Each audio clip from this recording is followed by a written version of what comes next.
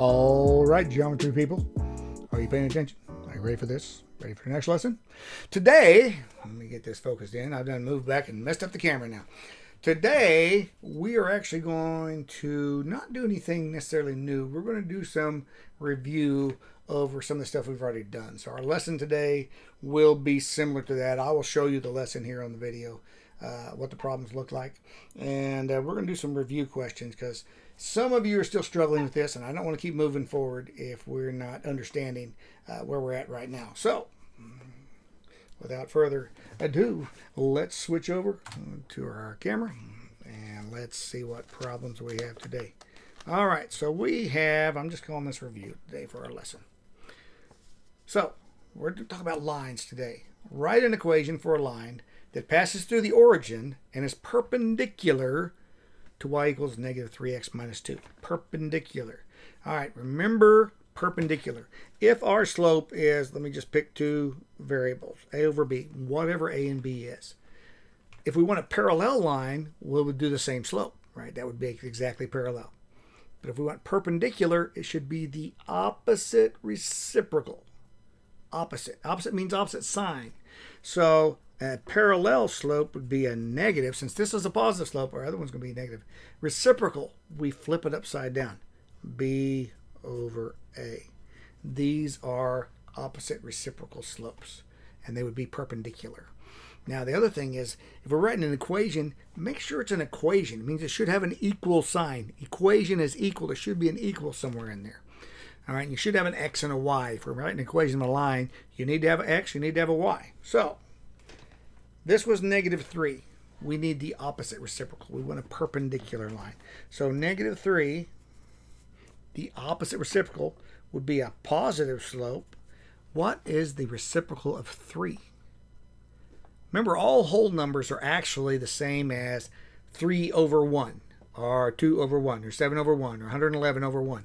Everything is over 1. We just never write over 1 because dividing something by 1 doesn't change anything. So the reciprocal of 3 would be 1 over 3, 1/3. So these are opposite reciprocal. One's positive, one's negative, and the reciprocals, they're flipped upside down. So we need to use this slope instead of this slope. And this passes through the origin. This is y equals mx plus b, right? That is one of the forms of a line. And b is where it crosses the y-axis, right? That's our y-intercept. So if we want it to cross through the origin, what value is that on the y-axis? The origin is 0, 0, right? 0, 0. So we need to write an equation that has a b that's 0, which means we don't have to write the b at all. So y equals opposite reciprocal, we want to do the perpendicular, be 1/3 x. And we don't need a plus b because plus 0 doesn't do anything. So this equation right here is a perpendicular equation of that. Now, how about one that passes through the origin is parallel? Parallel, same slope. So y equals minus 3x. What do we need to put after that? It's 0, right? That's through the origin, 0. So this is a line that is perpendicular. This is one that's parallel, and these both go through the origin. All right, what if we wanted to write an equation for a line that passes through this point and is perpendicular to this line? So we're back to perpendicular again. But, oh, this one, okay, we're good there. Perpendicular. So we're going to use, this is the same equation up here. So we're going to use this positive 1/3 because that is the perpendicular slope. But going through that point, y equals mx plus b doesn't really work. We're going to have to guess and figure out, and we may have to do some graphing. So let me refresh your memory. I'm going to put this one on Google Classroom too. There are different ways to write an equation for a line. All right, this is the one we're most used to. Y equals mx plus b. The slope is m, and the y-intercept is the point 0b, where b is where it's crossing the y-axis. All right, so a slope of negative 2 and a y-intercept of 0, 3 would be y equals negative 2x plus 3. That's what we're used to. But let's not forget, we have learned now the point-slope form, and that's where you have a point and a slope. We don't know where it crosses the y-axis. We don't care where it crosses the y-axis. We have the point, we have the slope, and we can write an equation using that point and slope. So, y minus y1. y1 is the y-coordinate of our point. equals m, slope, times x minus x1. X is the x coordinate. So if we want an equation of a line that passes through the point 5,7, for example, and has a slope of -3, we've got y minus 7, because 7 is the y, equals -3, which is our slope, times x minus, oh, that's wrong even. Ooh, x minus 5. I don't know where I copied this down, but I better correct it before I post it online. I get a star for that. I corrected the textbook that I copied this from. X minus 5. Okay, so that would be our equation, x minus 5. Now, some of you struggle with this. We had a problem earlier in our assignments that had you writing a line that was perpendicular to, I think it was y equals 4. And it was supposed to cross through a point 2,5, I think it was. Well, if it's y equals, that means it's a horizontal line. Y equals 4. That was a line at 4. Right? So to be perpendicular, it needs to be a vertical line. So our equation should look like x equals. And we wanted to go through the point 2,5 in that assignment. So the x was 2. So the only way the line is going to go through 2,5 is if all the x's are 2. So our equation should have been x equals 2. Now for this one, a vertical line that passes through -2,5 would be written x equals -2. Or a horizontal line going through -2, -5 would go y equals -5. All right, so you're just looking for the x or the y value and writing your equation for either vertical or horizontal.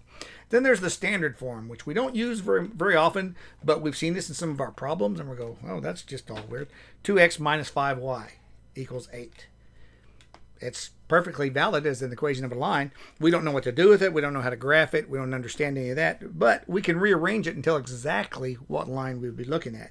If we subtract 2x from both sides, all right, that would be -5y equals -2x plus 8. That's just subtracting 2x from both sides. Now we're going to divide by -5 because we want it to just be y equals. So we're looking at the line y equals -2 divided by -5 is a positive 2/5 x plus, oh, it's not a plus because it's a negative. It's divided by a -5. So minus 8/5. So it's a line that has a slope of 2/5 and it crosses the y-axis at -8/5, which is 1 3/5. So between 1 and 2, the negative 1, -2. So that is the line, that's mx plus b form, right? We just had to rearrange that. Same equation. So don't forget these other forms. We're going to use this one for our problem here because we're going to pass through this point and we want this slope to be perpendicular. So we're going to use this form right here. So y minus 7 equals slope 1/3 times x minus 2. That is an equation of a line that uses that slope and goes through that point. Perfect. Now here's a perpendicular that goes through 2, -7. So same equation here, so we still want a 1/3, but we're going through a different point, 2, -7. So y minus -7. Oh, that's the same as y plus 7, right? Y when we subtract a negative.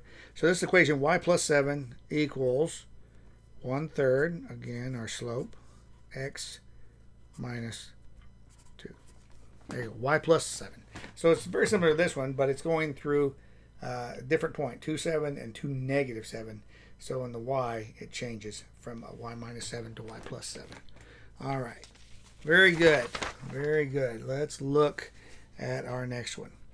Write an equation that's perpendicular to the line shown. Okay, this time we don't have the equation, but we do have the graph, so it's pretty easy to find the slope. All we need is the slope, right? Because we're going to make a perpendicular line. What is the slope? Let's pick, here's 2 points they gave us, 2 points. So between those points, it goes -2. That's our rise. It rises by going down 2, and then it goes 1, 2 here. So our slope is -2/2. Well, 2 divided by 2 is 1, right? So this slope is -1. That is the slope of that line. Slope is -1. What's the opposite reciprocal? +1. 1/1 becomes 1 over 1, and the negative becomes a positive. So positive 1. So if we want one that is perpendicular, y equals 1x, right? 1x, we can just say y equals x. And you can add a y-intercept or not. This one right here would just be through the origin, going straight that way. Right? Just slope, 90-degree angle from that one right there. If we put a plus or minus number after that, that would just raise it up or lower it down, right, on the y-axis. Any of those would be perpendicular. So y equals x is perfectly perpendicular. So, all right. We got just a few more problems.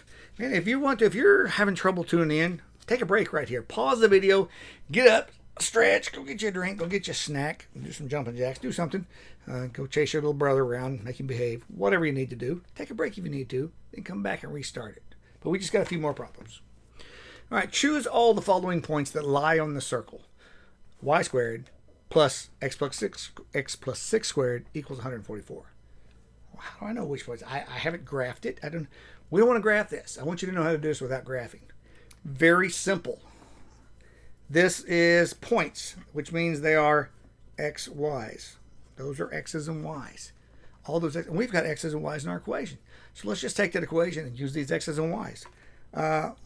Y is 0, so 0 squared plus 6 squared equals 144. All right, see what we did there? All we did there was take this x and this y, and we substituted in this 6 and this 0. Right? So that became this 6 and this 0. Kind of smudges it with pencil and highlighter, but you get the point. Let's do the math. What's 0 squared? Well, that's 0. What's 6 plus 6? That's 12. And what is 12 squared? 12 times 12 is 144, which equals 144. This must be on the circle because the equation is true. 144 equals 144. All right, let's look at the next one. 612. So the y is 12. 12 squared plus, and our x is 6. 6 plus 6 squared equals 144. All right, 6 plus 6 again is 12. All right, so we have 12 squared plus 12 squared. What's 12 squared? 12 times 12 is 144. This is 12 squared, 144. Do we have to go any further? Is 144 plus 144 equal to 144? No. Obviously not. That is not a point that is on that circle. Negative 6, 12. Let's take a look. 12 is the y. 12 squared plus negative 6 plus 6 squared equals 144. 12 squared, that's 144. Plus, what's negative 6 plus 6? 0. What's 0 squared? 0. So 144 plus 0 equals 144. Is that a true statement? It is. This one is also a point that's on the same circle. How about 11, 127? Whoa, 127. Let's see. 127 squared plus 11. Okay, so the x is 11. 11 plus 6 squared equals 144. So this is 127 squared plus, what's 11 plus 6? That's 17 squared equals 144. Do we need to do any more math? Do we think that 127 times 127 and then adding 17 times 17 and add those together, is that going to be 144? No, it's going to be huge. It's going to be a lot more than 144. We're talking up in the 10,000s and higher than that. So, definitely not on the circle. All right, not on the circle. That's just crazy talk. Because when we look at this, the circle has a radius of 12. All right, this is a 12 squared. Radius of 12. That is way off the circle. All right, last problems. Down to the last few things. All right, below are the equations for a circle and a line. X squared plus y squared equals 8. And the line is 4y minus 2x equals 4. Remember I showed you that is another way we can write a line. That is the standard form down here. 2x minus 5y equals 8. So, is -2 to an intersection point, right? If we have a circle and we have a line, they can cross, or they could cross right on the edge, or they could not cross at all. So we're trying to figure out, is this an intersection? Is this a point where the circle and the line cross each other? Is it? Well, here's how we know. And you have problems like this in your homework. We'll take this point and we'll put it into the circle and see, is that a point on the circle? Because if it's not, we know it's not an intersection, right? If it's a point on the circle, then is it a point on the line? If it's a point on the line and a point on the circle, that has to be where the circle and line come together. So, -2, 2. Again, this is an x, y. So the circle says x squared. So -2 squared plus 2 squared equals 8. What's -2 times -2? That's 4. What's 2 times 2? That's 4. Does that equal 8? Yes. So it is on the circle. Let's see if it's on the line. 4 times y. 4 times the y was 2. 4 times 2 minus 2 times, what's the x? -2 equals 4. So, first, what is 2 times 4? Well, 2 times 4 is 8. What is -2 times -2? +4. Is that a true statement? 8 plus 4 equals 4. No. So this is not an intersection point because that's not on the line. That point is on the circle, but that's not a point that's on our line. So that is not. How about this one? 2, 2. Is that an intersection point? So circle, 2 squared plus 2 squared equals 8. 2 times 2 is 4. 2 times 2 is 4. Okay, again, this is a point on the circle. -2, 2 is on that circle. 2, 2 is on that circle. Does that work in this equation? 4 times 2 minus 2 times 2 equals 4. 4 times 2 is 8 minus 2 times 2. Minus 2 times 2 minus 4 equals 4. Is 8 minus 4 equal to 4? Yes. Yes, this is a point on both the line and on the circle, so it is an intersection point. All right, that's how you do that. Just take that x, y, put in the equation, see if it's true. You know, this was not true. This is true. All right, last one. Find the center and radius of the circle. This is back to the completing the square. Let's not forget how to do this. We had some problems like this, and sometimes we struggled. First thing we want to do is we want to rearrange. We want to put the x's together. Here's our x's. We want to put the y's together. Okay? X squared plus 2x. And then completing the square, I want to need something to complete that square. Then I've got y squared and 24 minus 24y plus something to complete that square plus 120 equals 0. Okay, now we're going to subtract 120 from both sides because we're going to move it. Oops, 120 minus 120. So that will move over there. And what number do we need to put in here? That's a 2. We need to cut that in half. That'd be 1. What's 1 times 1? Add a 1, which means we're also going to add a 1 over here because we've got to add a 1 to both sides. Negative 24y. What's half of negative 24? Negative 12. Negative 12 times negative 12. That's a positive 144, which we're also going to have to add over here. Got to add to both sides or we're changing our equation. So let's rewrite this. X squared plus 2x plus 1. We said that half of this was a 1, so that's a x plus 1 squared. Ooh, that parentheses looks sad. There we go. Plus, what's our y?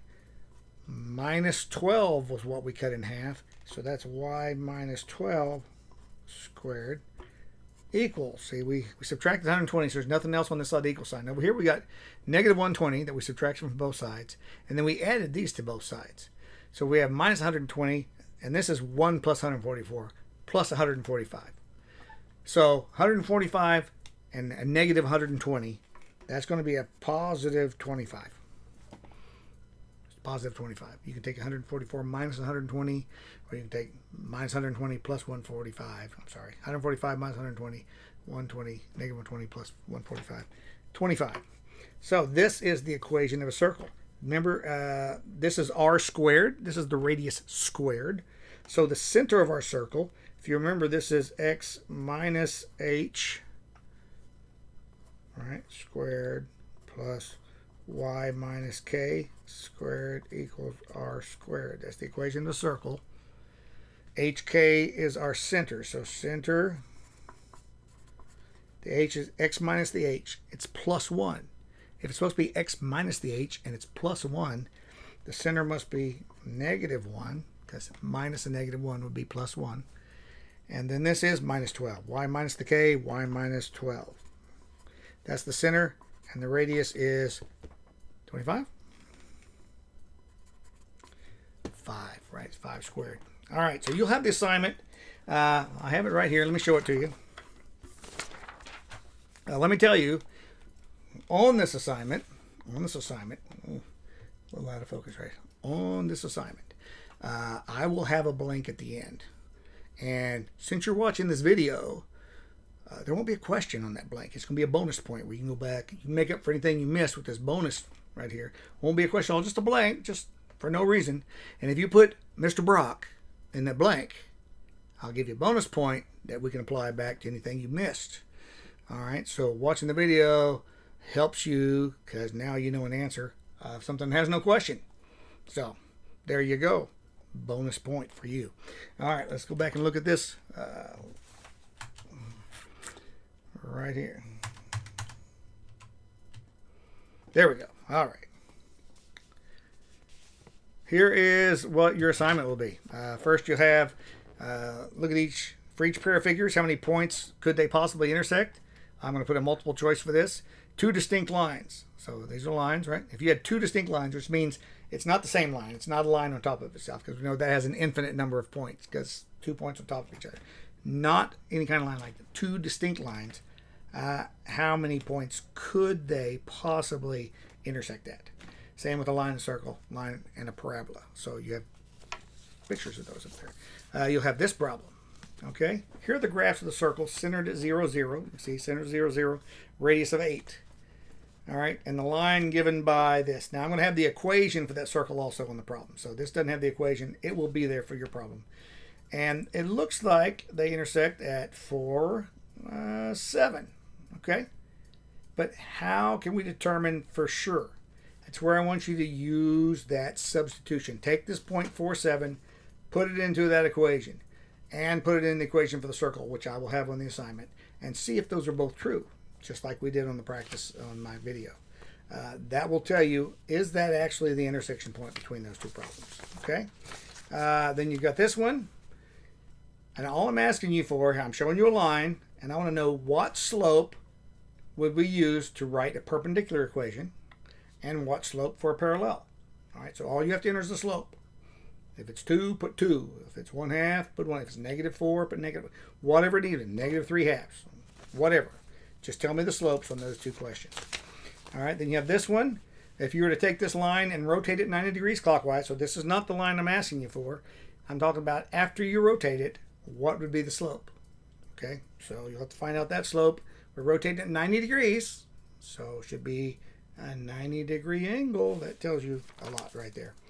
And then our last problem. Last problem just is it's a word problem. I don't want you to freak out every time we have a word problem. Those are in a lot of standardized tests. You see word problems often, so I'm giving you one here. So this says that Elena is writing an explanation on completing the square for circle equations for Diego, because he didn't watch the video. He just tried to do the formative. And you know how well that works. He failed miserably. So here's what Elena wrote. She said, suppose we want to rewrite this equation in this form. And that's our circle point. That's our circle, shows our center point and our radius, right? This equation of a circle shows the center point and radius. So she said, first, you're going to move any numbers to the right side, like just numbers, like -10.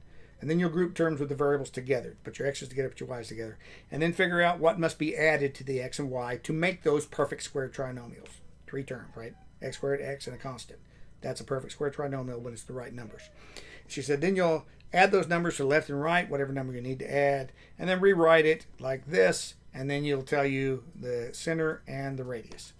So, in the second step, Diego wasn't sure how to determine what number that is. How do I figure out what that number that I'm adding to make that perfect square trinomial? So you're going to explain. All you do is a build box. You just type, how do you find what goes in A? Just tell me something. How did you find that? This is how, when she took those x squared plus 4x, for some, she figured out how to put the number there. And for the y's, for B. That's all you have to do on that. And don't forget that extra box, Mr. Brock, that you'll have in there. So that's our lesson for today, folks. Longer than I wanted. I'm trying to get this down, guys. I'm trying to keep it shorter. But do work you can be proud of. Have a great day.